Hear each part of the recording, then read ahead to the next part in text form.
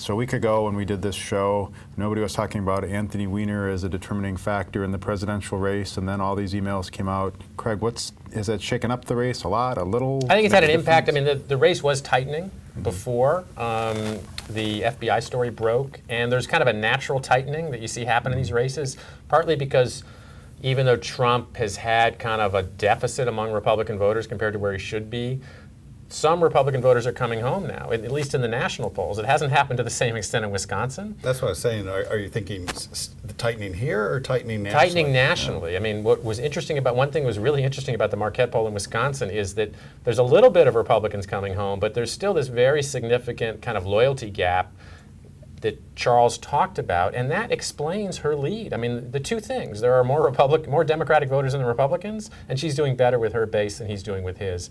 And that accounts for her lead because independents are 50-50 right now.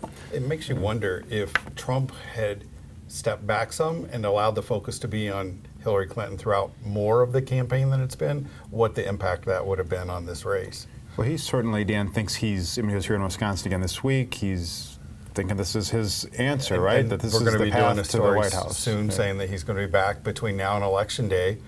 Hillary, of course, has not been here. When was the last time she was here? She hasn't been here in the general election campaign. I can't remember a campaign where one nominee made repeat visits and the other presidential nominee stayed away in the general election phase. It's usually like the first run, where you felt like they were everywhere. Right, yeah. But it's there's two ways to look at what Trump's doing, and one is that he really thinks he can win Wisconsin, but it's also, and the public polling doesn't really support that, but he has to expand the map. I mean, he's just, because of where Republicans have lost ground elsewhere around the country, he needs to kind of attack that Clinton blue wall of states like Michigan and Wisconsin and Pennsylvania and New Hampshire.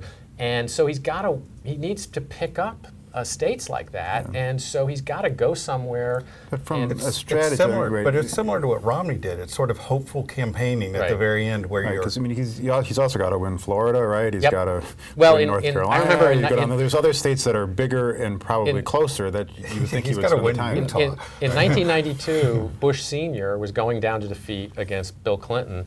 And he spent the final weekend of the campaign on a whistle-stop train ride through Wisconsin. It was bizarre on one level, but on the other level, he had to go somewhere, and he had to win multiple states. So there's no silver bullet for Donald Trump right here. I mean, there have been the surrogates who've been showing up. Obviously, Bernie Sanders was here yesterday, but that seemed more geared toward Russ Feingold than it did about Hillary Clinton. And Joe Biden will be here. And it is true, she did, Hillary Clinton's campaign bought some TV time here, and in the Green Bay market in particular, they extended their buy through Election Day, and that's a particular place where she's been weak. And with Trump, it's interesting, he's, in the past few weeks when he's come here, he's avoided the area where he's weakest, which is right here in the suburban Milwaukee. Instead, he's in Eau Claire, and he's in Green Bay. Yeah. And so it makes you wonder if when he comes back, that'll be the place that he stops. Let me ask you both before we move on to the Senate race in a few moments here. But so what's the key to Tuesday for each side? Let me ask you first for Hillary Clinton. I mean, is it just simply getting turnout? Absolutely. Yeah, I mean, it's driving up her vote in Milwaukee, African-American turnout.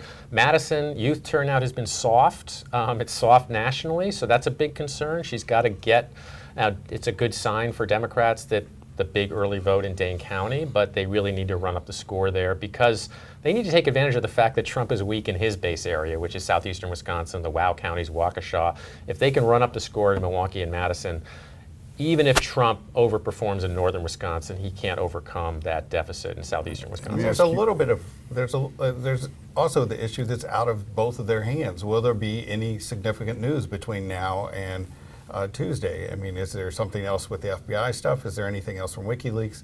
Is there anything that would change? Because it looks like, there's this small percentage, but it's significant in a close race of people who are shifting side to side in some of these areas. Yeah, for Trump, let me ask you before we move on, what's his key? Is it to get people to start liking him in the Wow counties, or what's his key for Tuesday? As I said earlier, I think he's most successful when he's not visible, when the focus is on his opponent.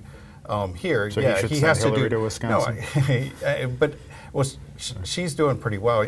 Did you see the Scott Walker tweet that said, vote for Hillary if you're doing better now than you were 8 years ago? Which a lot of people on the Hillary campaign were like, sure, yeah, please say this again. But I think for him, it would just have to be something dramatic. The Marquette poll, I was looking at the Marquette poll 4 years ago, and it was very close in terms of what it predicted. It said that Obama would win by 5 points here, and he ended up winning by 6. So there would have to be a major game changer for him to win in the state, I think.